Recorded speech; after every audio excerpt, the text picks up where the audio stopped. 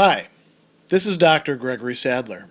I'm a professor of philosophy and the president and founder of an educational consulting company called Reason.io, where we put philosophy into practice. I've studied and taught philosophy for over 20 years, and I find that many people run into difficulties reading classic philosophical texts. Sometimes it's the way things are said or how the text is structured. But the concepts themselves are not always that complicated, and that's where I come in. To help students and lifelong learners, I've been producing longer lecture videos and posting them to YouTube. Many viewers say they find them useful. What you're currently watching is part of a new series of shorter videos, each of them focused on one core concept from an important philosophical text. I hope you find it useful as well. In Book 1 of Cicero's On the Ends, Torquatus is presenting the Epicurean position on ethics. And one of the key distinctions that Epicureans made was between bodily and mental pleasures and pains. This is part of what distinguished them from other schools of hedonism. You'll notice in this work they talk about the Cyrenaics and Aristippus. That was a school that held that mental pleasures and pains were less important, or perhaps just the same as physical pleasures. The Epicureans placed a great stress on mental pleasures and pains. And there's a few things to say before going into their actual doctrine as we find it in this text. One of these is that the Epicureans, like some of the other philosophers of their time, were materialists. So strictly speaking, all that exists are atoms and bodies. Well, there's the void as well. But everything that exists is really corporeal. So if they were here in the present day, mental pleasures and pains, they would say these are connected with our brain. There's nothing mysterious about these other than the fact that we don't quite have an explanation for how all of that takes place at this point. But they do think that you can still make some sort of distinction between corporeal pleasures, like the pleasures of drinking a bit of coffee, or feeling a nice sensation on your skin, say when you take a shower, or any other thing like that. And then what they're calling mental, or in the Greek, psychical pleasures, those pleasures of the soul. Now, they don't think that the soul is any sort of immaterial thing that floats around all by itself. There's no dualism here, but they are establishing a distinction. So, Torquatus is going to tell us that mental pleasures and pains derive from bodily pleasures and pains. He says a little bit later, they arise from oratur, they have their origin in the body, and they're based on, or they can be referred back to, is another way of translating it, sensations of the body. So when we talk about mental pleasures, let's take an example that might be quite helpful. When you are, say, drinking a fine wine, now wine connoisseurs tell us that there's all sorts of things involved in it, and there's like procedures we have to go through so we can have the wine breathe and all that. And just put that aside for a moment. Think about the way that you taste a wine and the complexity of the taste on your palate. Some of that is purely bodily in the way that Epicureans would refer to it here. And certainly the act of drinking is something bodily. There's an effect on your tongue. Actually, lots of different things going on. It's quite complex. There's mouthfeel. There's the alcohol and what that is doing. There's all these different receptors within your tongue and in your mouth. And there's the odor that's going up into your sinuses and nostrils. All of that is involved, and you've got some physical sensations there. Now, think about when you're drinking that wine and you're comparing it to the wine that you just drank, and you're saying, this is much better. I like the taste of this. It's got these different notes or qualities to it that this was lacking over here. You're starting to move into the realm of mental pleasures. There's a richer, you could call it manifold, involved there, that the fact that we are not just bodily but mental beings beings that have this incredible mind that can sort of reach into our, you might call it thesaurus or treasure house of sensations and pluck all these other things out. That is the realm of the mental. So mental pleasures arise from the body. They're based on what's going on with sensation, but in some respect, they take us beyond mere sensation of the present. And this is where we get to a very important point. For Epicureans, mental pleasures and pains, not all of them, but many of them, are in fact more intense than merely bodily pleasures and pains. Now, you might say, well, how can that be? They're arising from the bodily sensations. How can there be this surplus, this value added there? Well, it has to do, for the Epicureans, with time, with temporality, with the kind of beings that we are that have not just merely a present, but also a past and a future. So to take that example of comparing the wine that you just drank with the wine that you're currently drinking now and enjoying more, you're referring not just to sensations that you're having in the present through your body, you're referring to sensations that you might say you've stored up in your mind. And you're comparing the two of them, which is a mental act.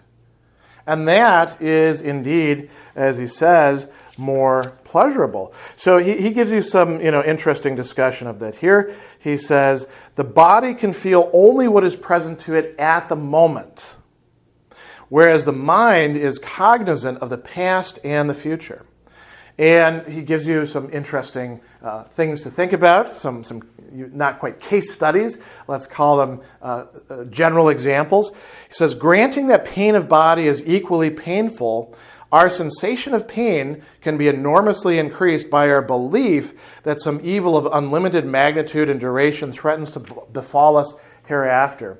So, for example, you sprain your ankle, and, that hurts, but you get up and you walk on it, and you're like, oh, this sucks. Maybe I'll put an ace bandage around it to stabilize it. And then you realize that this is the 20th time you've sprained that ankle, and each time that you do it, it keeps getting worse. And you think to yourself about the fact that as you age, your ankles are going to become weaker, and you imagine the pains that are likely to befall you should you keep twisting and spraining your ankle year after year after year. Now, there's no requirement that you do this, of course, right? But this is what people, in fact, often do. They feel a pain, and then that leads them to thinking about other pains that haven't even taken place yet, or pains that are no longer there for their bodies, but are still there for their mind. And that can be much more intense. He also says the same consideration may be transferred to pleasures. A pleasure is greater if not accompanied by any apprehension of evil.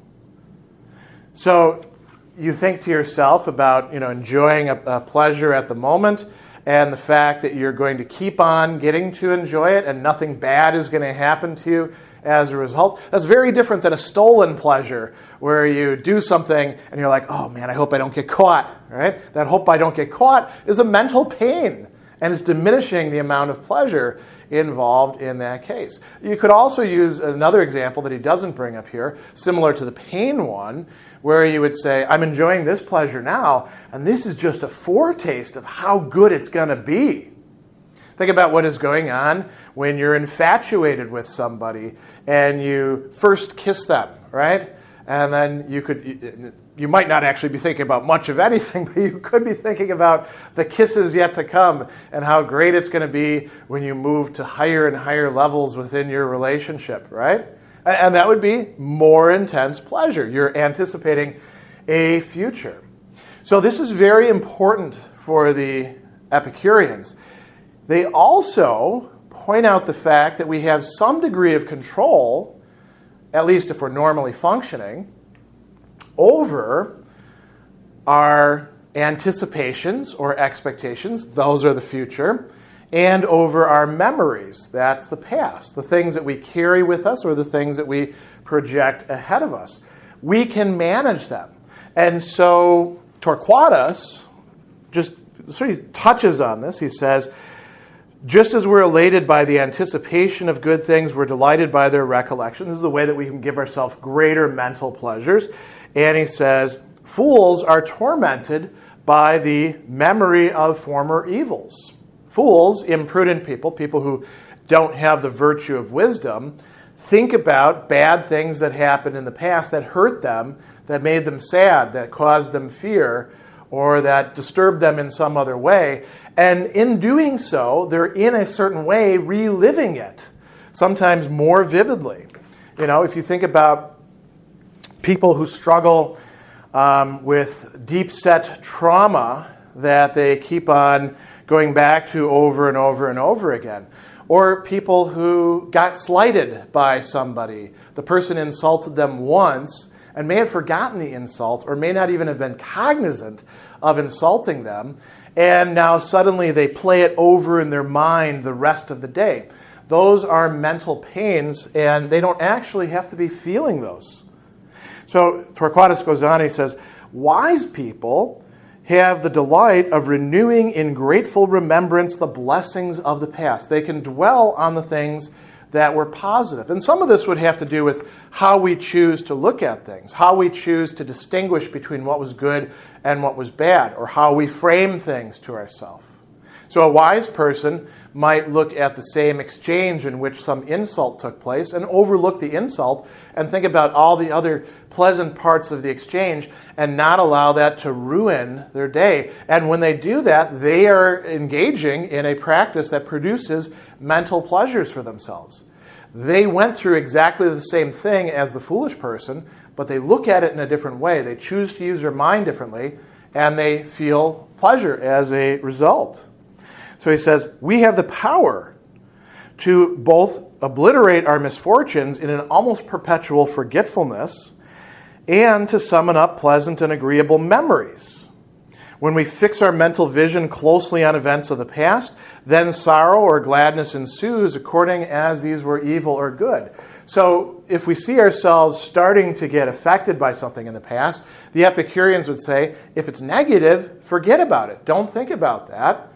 Unless there's some sort of usefulness in thinking about that past case, think about the pleasant things instead, or think about something else, and you'll feel pleasure. Likewise, when we're anticipating what's ahead of us, we have choices about what we want to focus on. And the wise person realizes this, and the fool doesn't. This is why Epicurus, as Torquatus tells us, has this famous passage where he says, living pleasantly, living in such a way that gives you pleasures over pains, requires that you live wisely, sapienter, honorably, honeste, and justly, juste. If you're not doing that, then you won't actually enjoy a life of full pleasure, and you will likely incur a lot of pain. If you're living imprudently, dishonorably, and unjustly, you are inevitably going to feel pains, and these are going to be mental pains. And he actually talks about, in this place, as the Epicureans were wont to, mental diseases. When we have a physical disease gives us pain in some way. It could be something chronic, it could be something acute.